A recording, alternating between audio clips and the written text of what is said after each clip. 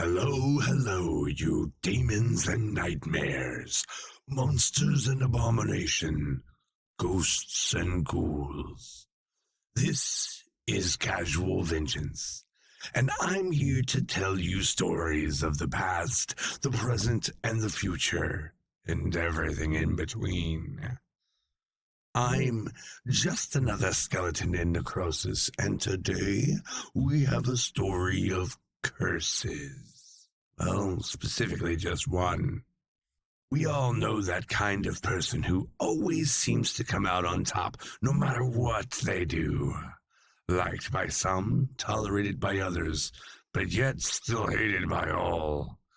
Sometimes you tempt your luck the wrong way with your bad deeds, and sometimes karma needs a little help from a curse. If you like what you hear, then subscribe for more. And stab that like button for a smile, will you?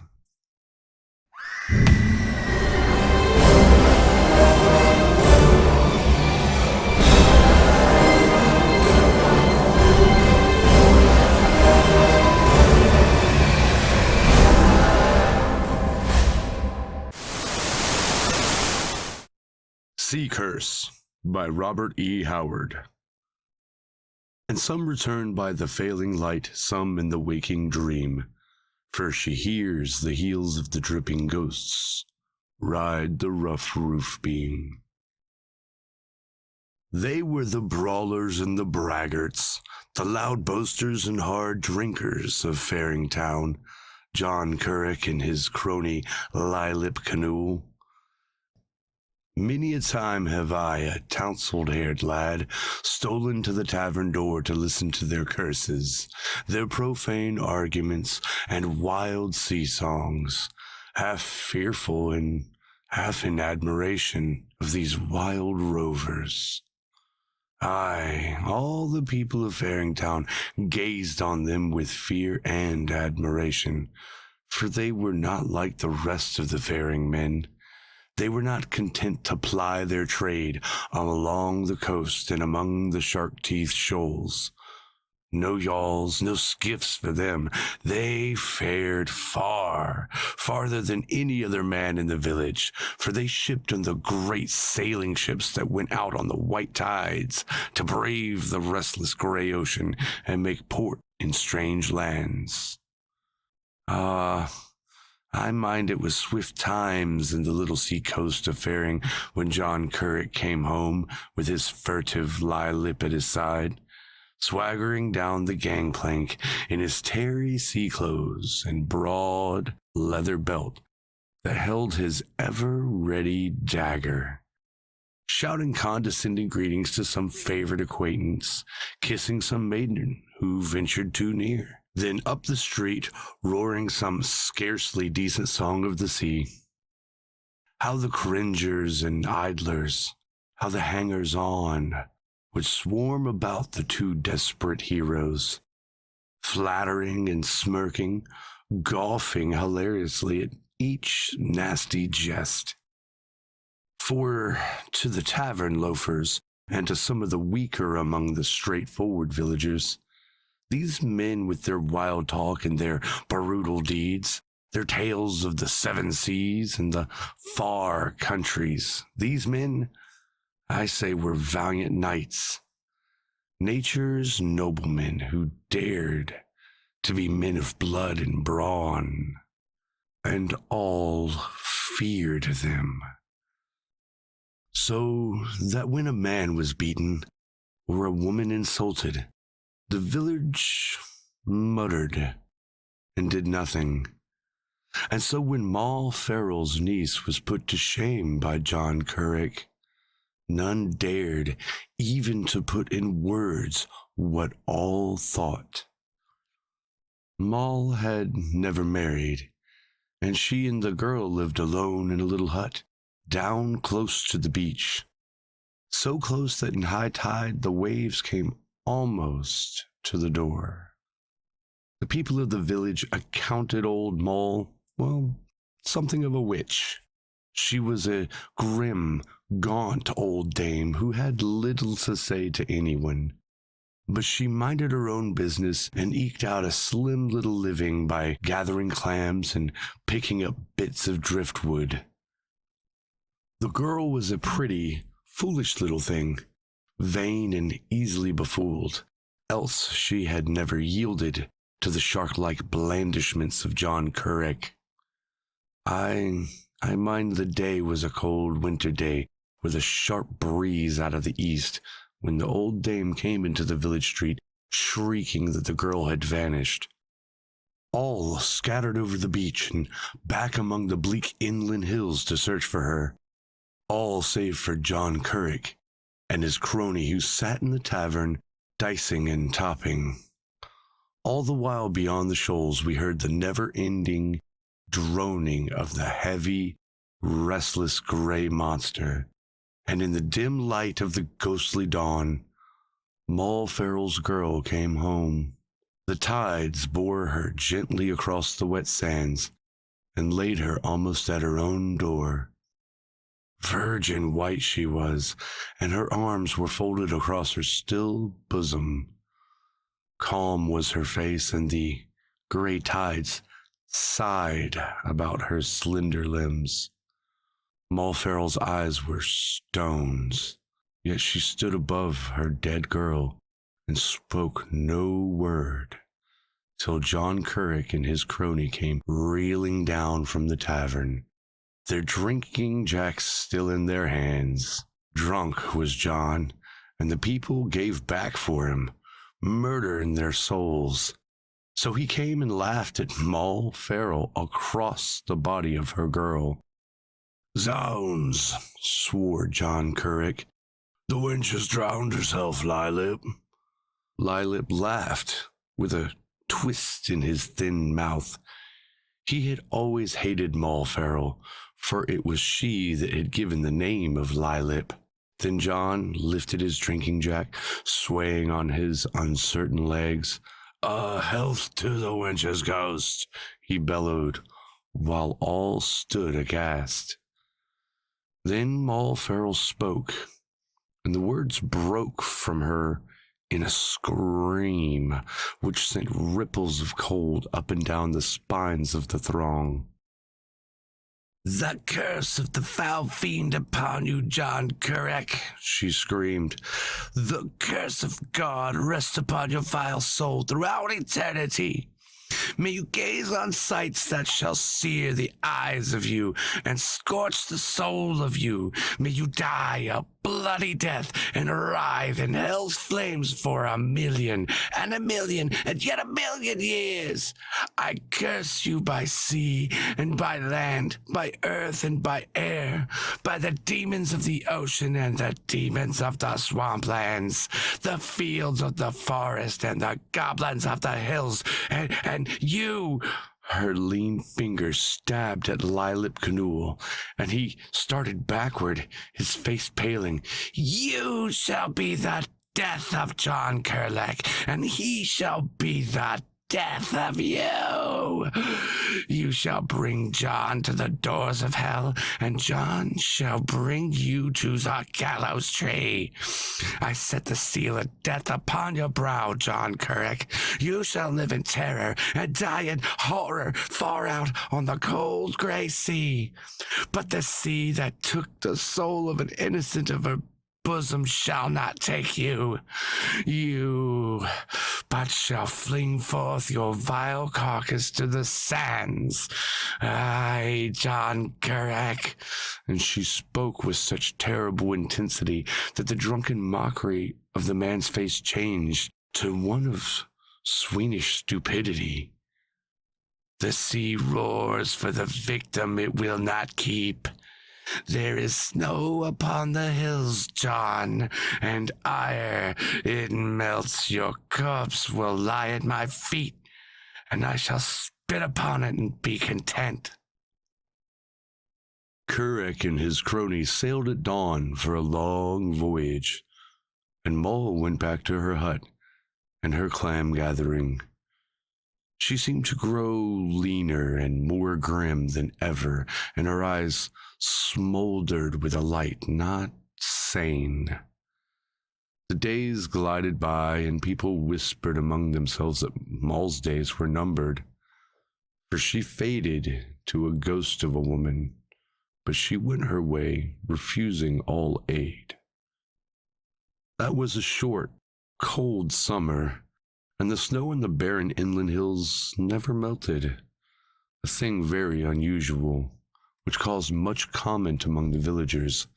At dusk and dawn, Moll would come up the beach, gaze up at the snow which glittered on the hills, and then out to sea with a fierce intensity in her gaze. Then the days grew shorter, the nights longer and darker, and the cold gray tides came sweeping along the bleak strands, bearing the rain and sleet of the sharp east breezes. And upon a bleak day, a trading vessel sailed into the bay and anchored, and the idlers and the wastrels flocked to the wharfs, for that was the ship upon which John and Lie-lip Canool had sailed. Down the gangplank came Lie-lip, more furtive than ever, but John was not there. To all shouted queries, Canool shook his head. Kulrek deserted ship at Port of Sumatra, he said. He had a row with the skipper lads. Wanted me to desert too, but no, I had to see you fine lads again, eh, boys? Almost cringing was Lie-lip Canool, and suddenly he recoiled as Moll Farrell came through the throng. A moment they stood eyeing each other. Then Moll's grim lips bent in a terrible smile.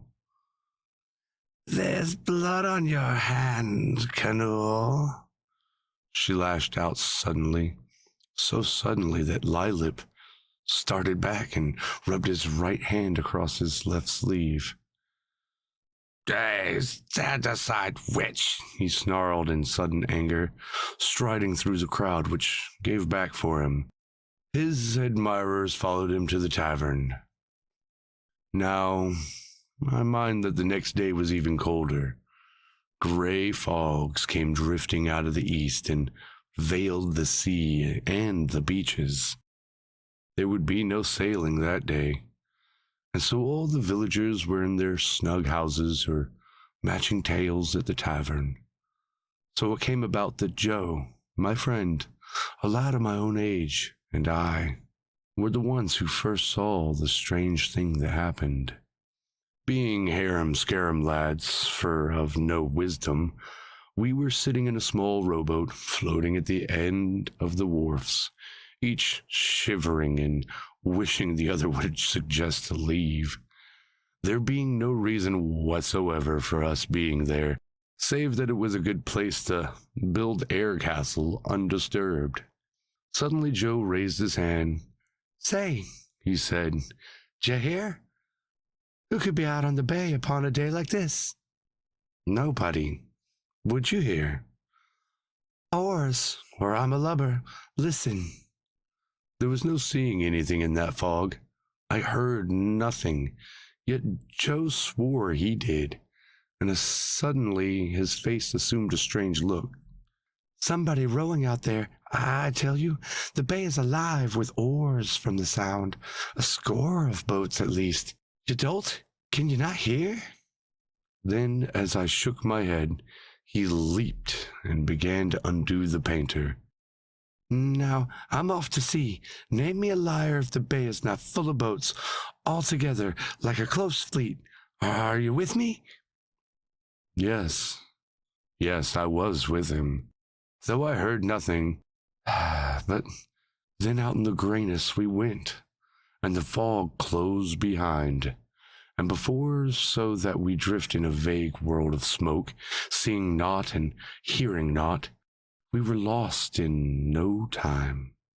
I cursed Joe for leading us upon this wild goose chase that was likely to end in us being swept out to sea. I thought of Moll Farrell's girl, and I I shuddered. How long we drifted, I know not. Minutes faded into hours, hours into centuries. Still, Joe swore he had heard the oars, now close at hand, now far away. And for hours we followed them, steering our course towards the sound, as the noise grew or receded. This I later thought of, and I could not understand. Then, when my hands were so numb that I could no longer hold the oar, and the forerunning drowsiness of cold and exhaustion was stealing over me, bleak white stars broke through the fog, which glided suddenly away, fading like a ghost of smoke, and we found ourselves afloat just outside the mouth of the bay. The waters lay smooth as a pond, all dark green and silver in the starlight, and the cold came crisper than ever. I was swinging the boat about to put back into the bay when Joe gave a shout, and for the first time I heard the clack of oarlocks. Glanced over my shoulder, and my blood went cold. A great beaked prow loomed over us, a weird, unfamiliar shape against the stars, and as I caught my breath, sheered sharply and swept by us with a curious swishing I had never heard any other craft make. Joe screamed and backed oars frantically, and the boat walled out of the way just in time. For though the prow had missed us, still otherwise we would have died. For from the sides of the ship stood long oars, bank upon bank, which swept her along. Though I had never seen such a craft, I knew her for a galley. But what was she doing upon our coasts? They said the far-farers that such ships were still in use among the heathens of the Barbary. But it was many a long, heaving mile to Barbary, and even so she did not resemble the ships described by those who had sailed that far. We started in pursuit, and this was strange, for though the waters broke about her prow, and she seemed fairly to fly through the waves, yet she was making little speed, and it was no time before we caught up with her, making our painter fast to chain far beyond the reach of the swishing oars. We hailed those on deck, but there came no answer, and at last, conquering our fears, we clambered up the chain, and found ourselves upon the strangest deck man had trod for many a long roaring century. "This is no Barbary, Rover," muttered Joe fearsomely. "Look how old it seems, almost ready to fall to pieces. Why, 'tis fairly rotten." There was no one on deck, no one at the long sweep with which the craft was steered. We stole to the hold and looked down the stair. Then and there, if ever men were on the verge of insanity, it was we. For there were rowers there, it is true. They sat upon the rowers' benches, and they drove the creaking oars through the gray waters. And they that rowed were skeletons. Shrieking, we plunged across the deck to fling ourselves into the sea, but at the rail I tripped on something and fell headlong. And as I lay, I saw a thing which vanquished my fear from the horrors below for an instant. The thing upon which I had tripped was a human body, and in the dim gray light that was beginning to steal across the eastern waves, I saw a dagger hilt standing up between his shoulders. Joe was at the rail, urging me to make haste, and together we slid down the chain and cut the painter. Then we stood off in the bay. Straight on kept the grim galley, and we followed, slowly wandering. She seemed to be heading straight for the beach beside the wharfs, and as we approached, we saw the wharfs thronged with people. They had missed us, no doubt, and now they stood there in the early dawn light, struck dumb by the apparition which had come up out of the night and the grim ocean. Straight on swept the galley, her oars a swish. Then ere she reached the shallow water, crash! A terrific reverberation shook the bay. Before our eyes, the grim craft seemed to melt away. She then vanished, and the green waters seethed where she had ridden, but there floated no driftwood there, nor did there ever float any ashore. Oh yes, something floated ashore, but it was grim driftwood. We made the landing amid a hum of excited conversation that stopped suddenly. Moll Farrell stood before her hut, limbed gauntly against the ghostly dawn, her lean hand pointing seaward, and across the sighting wet sands, borne by the gray tide, something came floating, something that the waves dropped at Moll Farrell's feet, and there looked up at us as we crowded about, a pair of unseeing eyes set in a still white face. John Kulrek had come home. Still and grim he lay, rocked by the tide, and as he lurched sideways, all saw the dagger hilt that stood from his back. The dagger all of us had seen 1,000 times at the belt of Lie-lip Canool. I killed him, came Canool's shriek, as he writhed and groveled before our gaze. At sea, on a still night in a drunken brawl, I slew him and hurled him overboard, and from the far seas he has followed me. His voice sank to a hideous whisper. Because of the curse, the sea would not keep his body. And the wretch sank down, trembling, the shadow of the gallows already in his eyes. A strong, deep, and exalted Moll Farrell's voice. From the hell of lost crafts, Satan sent a ship of bygone ages, a ship red with gore and stained with the memory of horrid crimes. None other would bear such a vile carcass. The sea has taken vengeance and has given me mine. Now see how I spit upon the face of John Kulrek. And with a ghastly laugh, she pitched forward, the blood starting to her lips, and the sun came up across the restless sea.